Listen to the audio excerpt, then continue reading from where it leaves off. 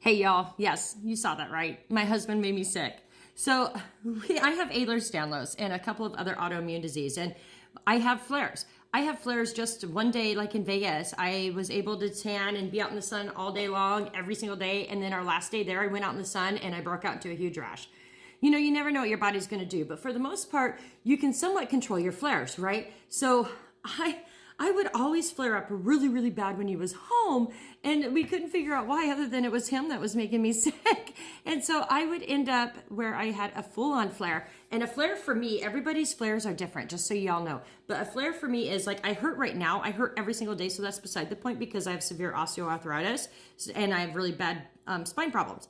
But when I flare, it's muscle and nerve flying right on in there. So it's like a trifecta.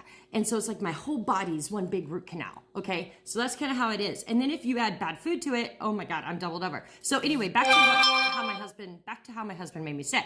So my husband made me sick because I just eat eggs or fruits or stuff like that because I have to really watch what I eat because it's not that I'm celiac, it's additives, it's anything man-made that's like really bad for you. So I'm like your radar. If you want to know if a food is bad for you to eat, just give it to me. I'm your food tester, like the Kings back in the day. Yes, that would be me. That would be my job. I would die really quickly, I'm sure. However, we found out what it was. So he added potatoes with my eggs and sausage, and I would be sick. So I'm having to work in severe amount of pain. I'm having to get up, and I don't feel good, and I can't move, and it is so painful. And this would happen time and time and time and time again, right? So we found out what it was.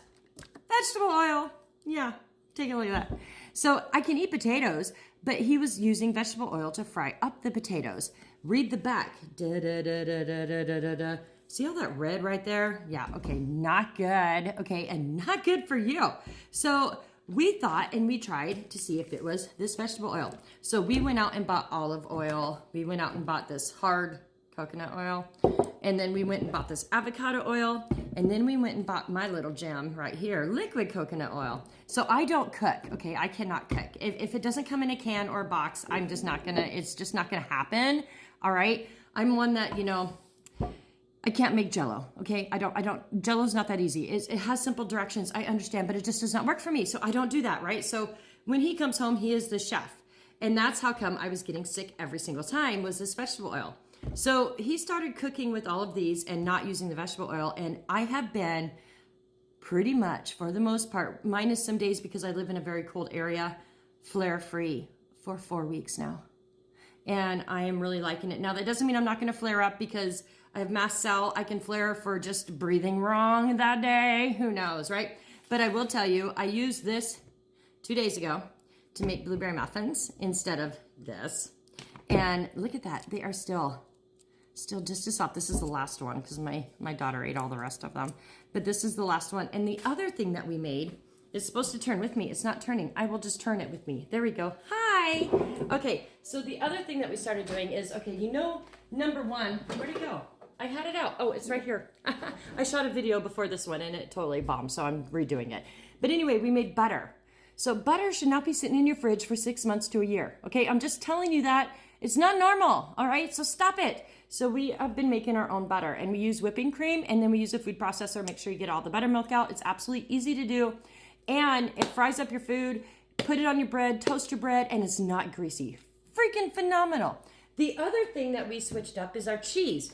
Okay, so that shredded cheese, like the Mexican cheese, totally my favorite. Absolutely my favorite. They have an anti-fungi in there and that is not good for you to eat. I'm just saying because it makes me sick. So now we go to regular cheese. We buy regular, not cheap cheese because, man, those cheap cheeses put crap in there too. I mean, just like our Kraft singles, have you noticed that they like never mold anymore? I mean, do we forget that when we grew up, the cheese molded? Now it doesn't mold. There's a problem with that. It should mold. So we take it and slice it and dice it in our food processor. But changing these little tips up in your kitchen, you'd be surprised at how it can maybe help you manage your flares. No, yoga is not going to help. Mine's genetic. It's Ehlers-Danlos on top of some other autoimmunes in there. That's just the way it goes, right? However, anything we can do to keep those flares down, the better they are because my mast cell likes to run away on its own. So if I can put that off to the side, I am extremely happy. But I look good. I feel good. and I feel so much better. And I'm so glad we found out what it is, and that it isn't my husband that was truly making me sick. It was what we were putting in the food. So watch your foods, watch what you're putting in that food, because it may not necessarily be the actual food you're eating. It could be what you're putting in. And by the way, like Sprite, drink Sprite, not 7-Up. Put the 7-Up down. 7-Up makes me just like, oh God, down on the ground. Yeah, no, put it away. Along with those pudding pops, those pudding pops you buy on the shelf, pudding and Jell-O should not be good for 2 years. I'm throwing that out there. Gen X here, they go bad, but apparently not anymore. I don't know how they're doing that, but that is like, I wish I could get that for skincare, whatever they're doing to make the food go longer. But either way, those are bad. Those will drop me to the floor and send me to the hospital, in which it has. So stay away from them Jell-O packs. I'm just kind of throwing that out there. Anyway, y'all have an awesome day. I hope this was a great tip in changing up your food on autoimmune and Ehlers-Danlos, and what's worked for me and may not work for you. What is your tips that work for you? If this does not work for you, let me know yours, because, we never get the word out if we don't share. All right. Peace out.